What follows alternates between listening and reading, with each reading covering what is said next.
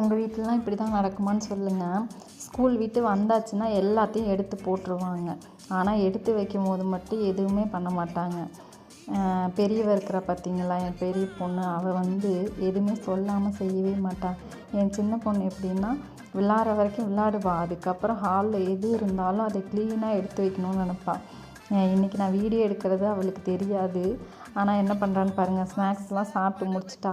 அடுத்தது வீடு க்ளீன் பண்ண அவங்க தம்பியை ஹெல்ப் பண்ணுறா. இதெல்லாம் நீ எடுத்து போட, நான் கூட்டிக்கிறேன் அப்படின்னு சொல்லிட்டு எடுத்து வைக்க சொல்லிகிட்ருக்குறா. எடுத்து வைக்க சொல்லிவிட்டு கூட்டிகிட்ருக்குறா. பெரியவ நான் வீடியோ எடுக்கிறத பார்த்துட்டு சிரிச்சிட்ருக்குறா. என்ன பண்ணிகிட்ருக்கேன்னா, ஃபோன் பார்த்துட்ருக்குறேன் அப்படிங்கிறா.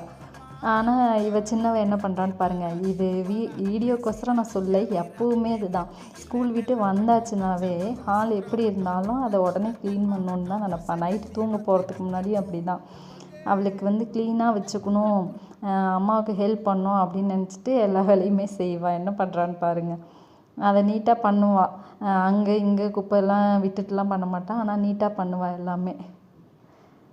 கூட்டி முடிச்சுட்டு அள்ளி வச்சுட்டு அவங்க அக்காட்ட சொல்லிகிட்ருக்குறான், ஏக்கா நீ செய்ய மாட்டியா அப்படின்ட்டு.